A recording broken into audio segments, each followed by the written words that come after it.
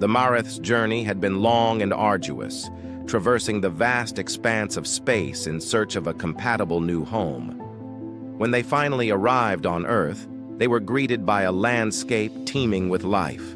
Tropical forests, expansive plains, and pristine waters stretched as far as the eye could see. The planet's biodiversity was breathtaking, and the Mareth knew they had found a sanctuary where they could rebuild their civilization. At first, the Mareth lived simply on the surface, integrating their advanced technology with the natural beauty of Earth.